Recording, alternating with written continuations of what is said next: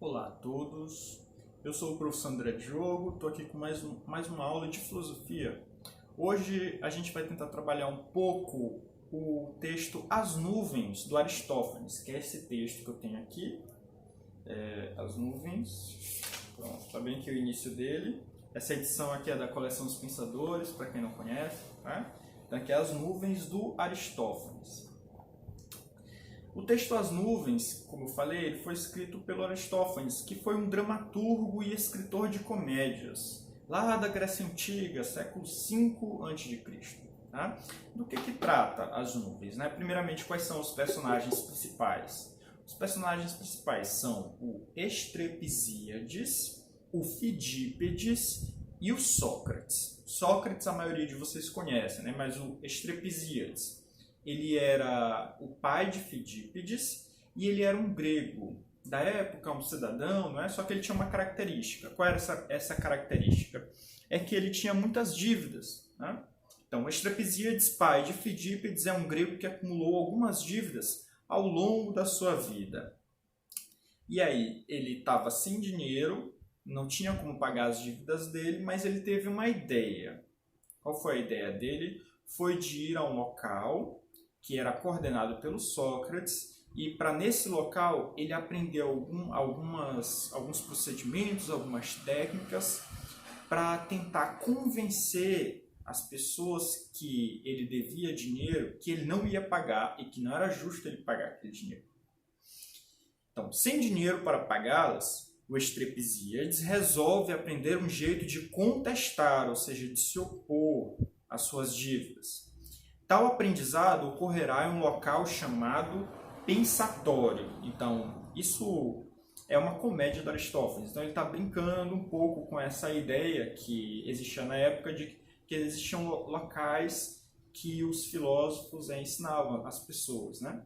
Não no caso do Sócrates, porque o Sócrates ensinava na rua, mas depois o próprio Platão e até depois um pouco do Aristófanes, se a gente for extrapolar um pouco a crítica dele, depois até com o Aristóteles também, né? Então, o Platão tinha academia e o Aristóteles tinha o liceu.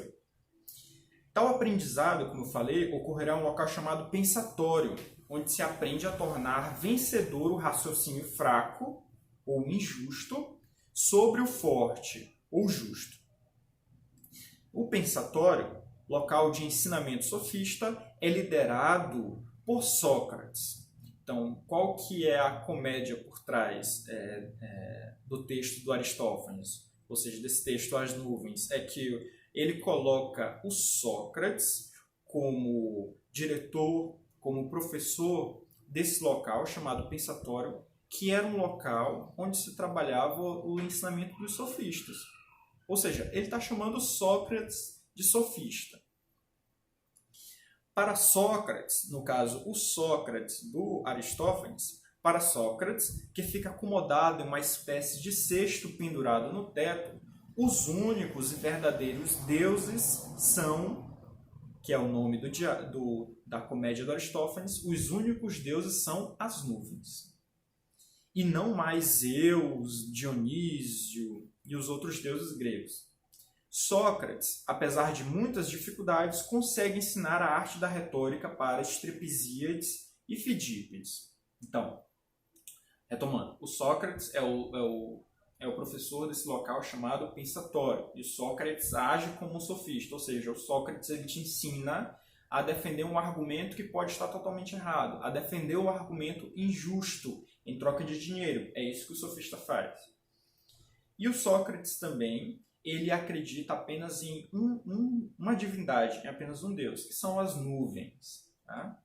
E aí, para ilustrar um pouco isso, para o Aristófanes ficar brincando com essa ideia de que o Sócrates acredita nas nuvens, ele disse que o Sócrates ficava pendurado em um cesto dentro daquele local, dentro do pensatório. Então, o Sócrates ele ficava lá deitado, se balançando em um cesto e ficava pendurado no teto. Pois bem, então os Estrepsíades e o Fidípedes foram até esse local, ao pensatório, e conseguiram aprender com Sócrates a arte de enganar os outros. Com o ensinamento de Sócrates, Estrepsíades consegue refutar as pessoas que lhe cobravam as dívidas, utilizando-se de argumentos que derrubavam os seus credores, ou seja, aquelas pessoas que ele devia dinheiro.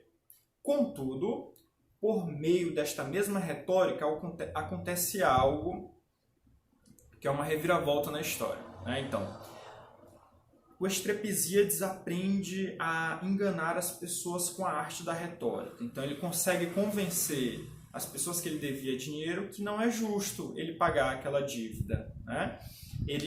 Eu vou dar um exemplo do que acontece, né? O credor dele chega lá e fala para o Estrepizíades: olha, você tem que me pagar a dívida. Aí o Estrepizíades fala: não vou lhe pagar.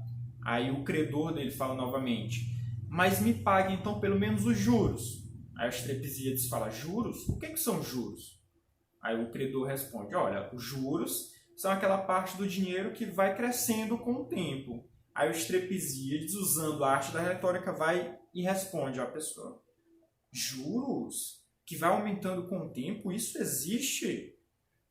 Eu vou lhe fazer uma pergunta.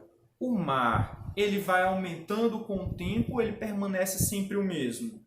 Aí o credor responde: o mar permanece sempre o mesmo. Aí o Estrepizíades vai falar: ora, assim como o mar permanece sempre o mesmo, o dinheiro deve permanecer sempre o mesmo. Então, esse negócio de juros não existe. Eu, portanto, não vou lhe pagar os juros. E como você afirma algo que nem existe, juros, eu não vou lhe pagar nem a dívida.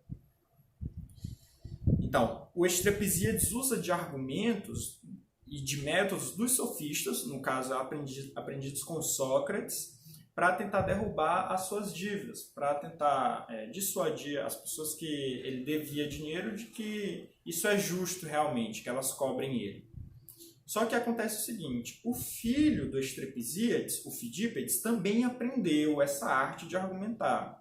E é claro, assim como o pai utiliza o argumento errado para enganar os outros, o filho pode fazer a mesma coisa com o pai. Então vamos tentar entender o que foi que o Fidípedes fez. Contudo, por meio desta mesma retórica, Fidípedes consegue provar a Estrepizíades que é justo ele fazer algo com o próprio pai.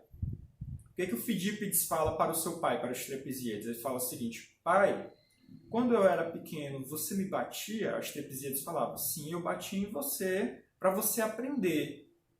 Aí o Estrepizíades fica com aquilo na mente e durante um jantar, durante uma refeição que eles estavam fazendo, o Estrepizíades fala algo que o Fidípedes considera errado. E aí o que o Fidípedes, o filho, vai e faz? Agride o seu pai e consegue provar para o seu pai que é justo ele bater no seu pai.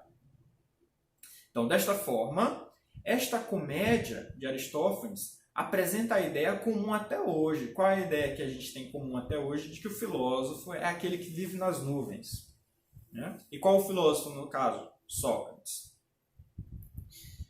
Ou seja, então, o que essa metáfora tenta expressar? O que significa afirmar que o filósofo vive nas nuvens? Ou seja, que está descolado da realidade concreta.